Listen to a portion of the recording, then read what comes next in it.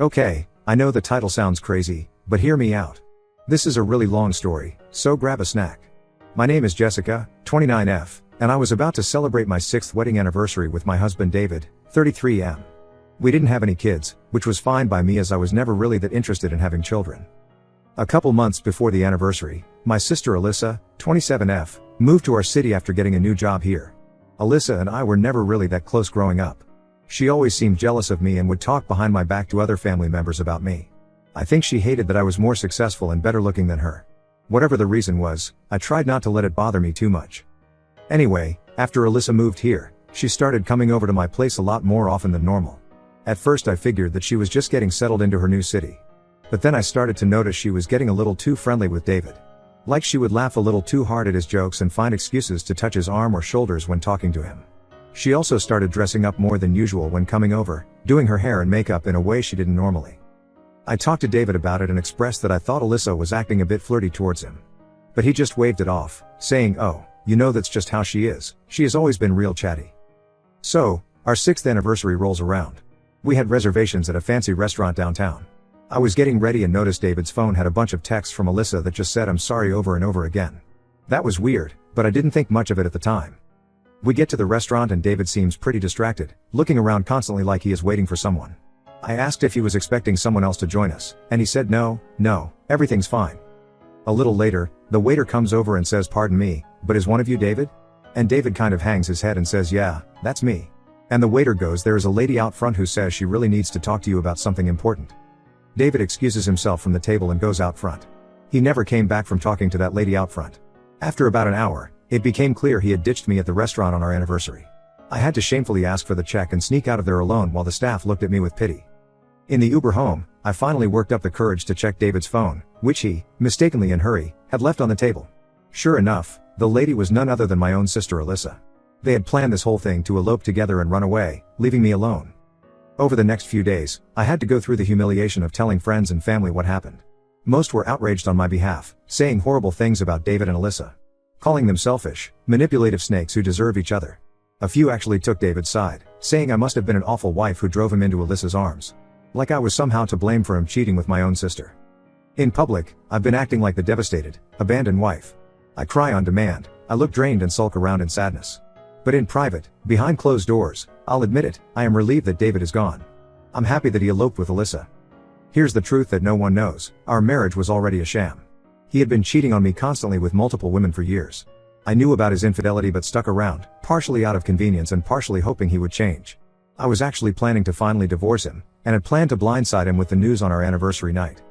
So, in a way, Alyssa running off with him on that night was perfect timing. It gave me justification and allowed me to avoid being the bad wife who broke up our marriage.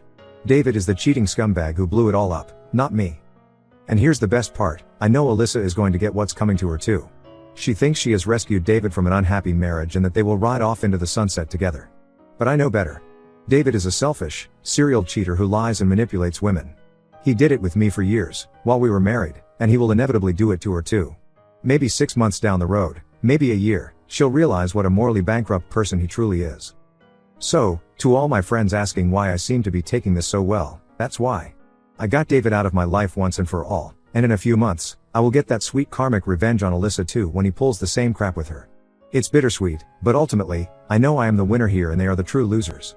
I can't wait to watch it all unfold. So Ida Reddit? Let me know your thoughts. I realize this sounds nuts, but I promise I am not exaggerating a thing. Update number 1. It has been a few months since that fateful anniversary night when my cheating ex-husband David ditched me at the restaurant to elope with my own sister Alyssa. I have to admit, being suddenly single again after 6 years of marriage was an adjustment. But overall, I have been absolutely loving this new freedom and independence. No longer do I have to crawl into bed with a selfish, lying partner who had been stepping out on me for years. No longer do I have to fake being happy while seething inside with anger over his betrayals. It was just me, myself, and I am totally content with that. I have redecorated the apartment to my taste, spent tons of quality time with friends, had flings with a couple of new men, and advanced significantly at work now that I can put in more hours. This single life actually rules after being trapped in an awful marriage for so long. Of course, I still keep tabs on what David and Alyssa have been up to out of a sense of curiosity. From social media and mutual friends, it seemed like the hot streamy affair phase lasted only a couple of months before the dramatic crash and burn. I knew it was inevitable. Which brings me to last night. Around 10 p.m., I got a call from a number I didn't recognize. When I answered, I could instantly tell it was Alyssa based on the hysterical sobbing and whimpering on the other end. I will admit, I felt a little surge of justification. She was reaping what she sowed after so cruelly betraying me. Once she finally composed herself enough to speak, Alyssa sobbed out the whole sad story. Apparently, David's love for her had an expiration date of only a couple months before he started pulling away and shutting down. Out of nowhere, he claimed he was unhappy in the relationship and wanted to take a break. Turns out this was code for him leaving her for one of his uber-wealthy divorcee side pieces, an older woman closer to his age who could bankroll his lifestyle. In a matter of days, David had cleared out their shared bank accounts, gotten his name taken off the lease, and moved out to go live lavishly with his sugar mama. Leaving my sister Alyssa with virtually nothing, not even a place to live.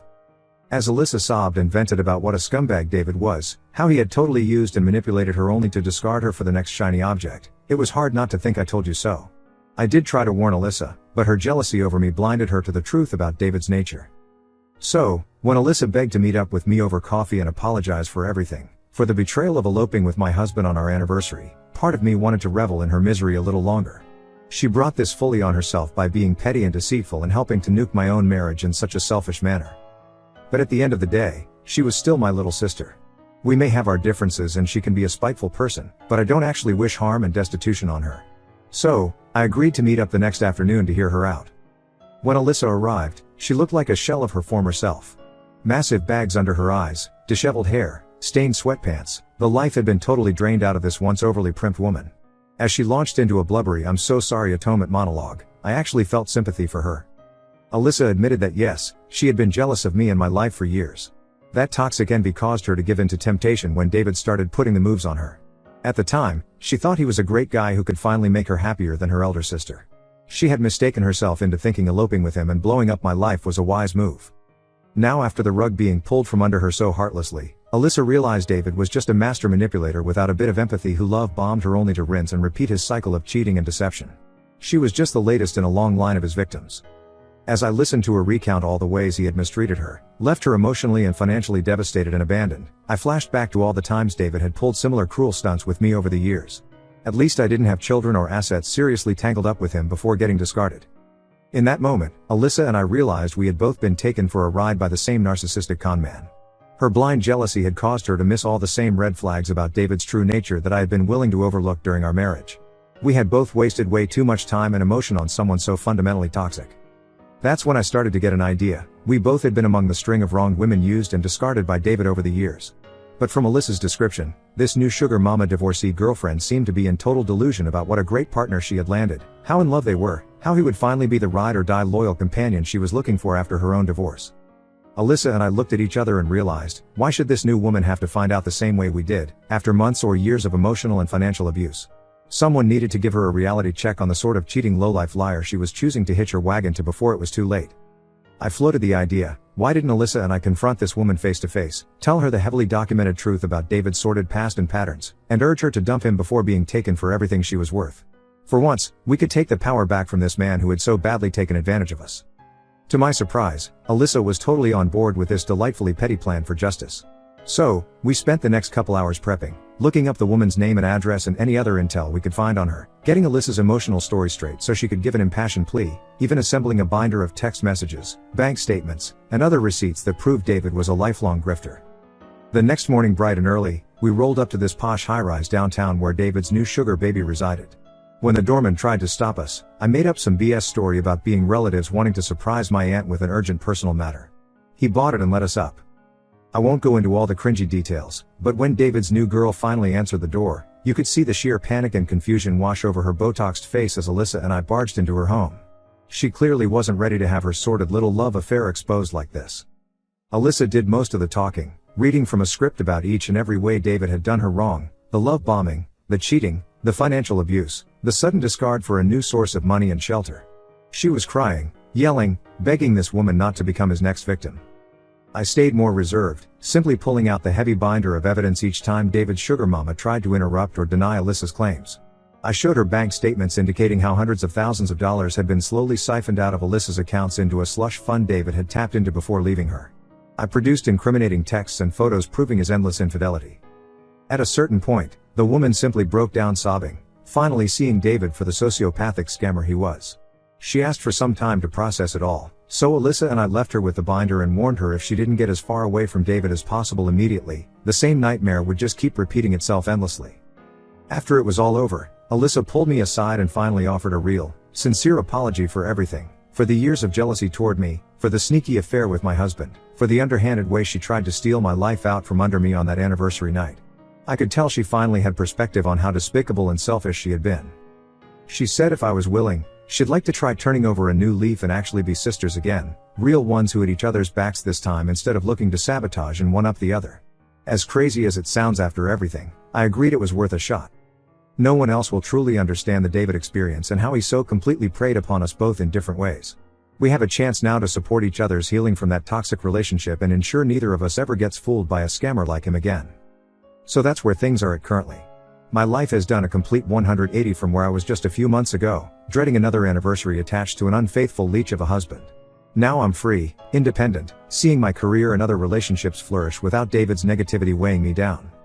And in an unexpected twist, the sister who I thought stabbed me in the back most deeply is now an ally of sorts. Alyssa and I have been through the same emotional ringer with this vile, manipulative man and seen how he operates firsthand. We're bonding over that shared trauma and have each other's backs in a way we never did before. Could Alyssa and I one day actually become close? Could I ever fully regain that unconditional sisterly trust after her betrayal? It remains to be seen. But for now, I'll settle for having a truth bomb partner to help other potential victims see David's true colors before getting sucked into his toxic cycle. Call that sisterly solidarity 2.0 for now.